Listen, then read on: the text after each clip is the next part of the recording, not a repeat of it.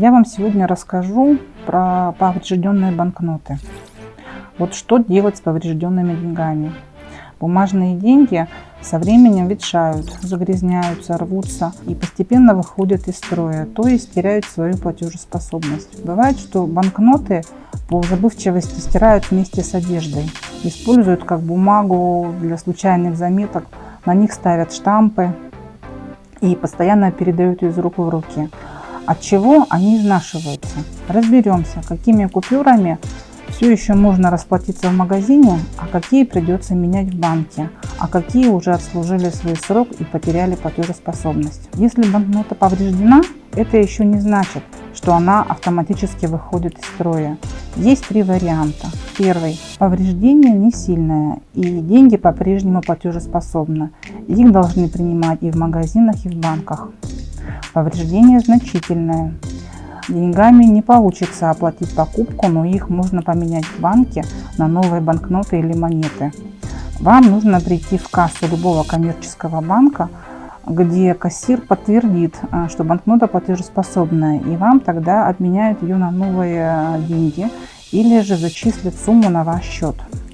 Иногда для обмена может понадобиться дополнительная экспертиза учреждения Банка России, и вам придется подождать официального заключения о платежеспособности.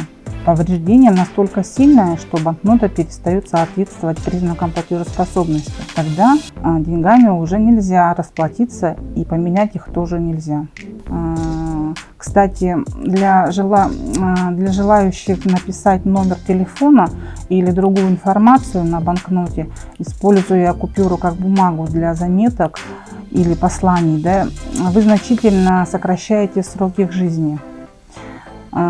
Такой банкнотой еще можно будет расплатиться в магазине, но если на банкноте есть посторонняя надпись из 2 символов или больше, или рисунок, там любой штамп, то как только она попадает в банк, ее изымают и отправляют на уничтожение.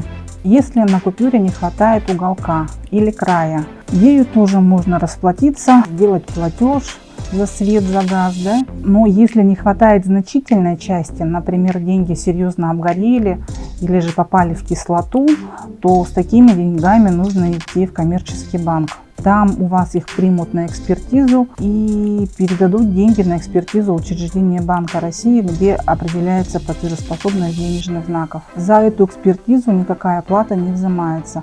Все бесплатно. Если у вас деньги разорваны на большое количество фрагментов, не надо бояться, что такая банкнота потеряла платежеспособность. Надо аккуратно собрать все фрагменты и отнести на экспертизу в коммерческий банк. Также банкнота, состоящая из 2 фрагментов одного номинала с разными серийными номерами, принимается к обмену. Но главное условие, чтобы каждая половинка имела площадь 50%.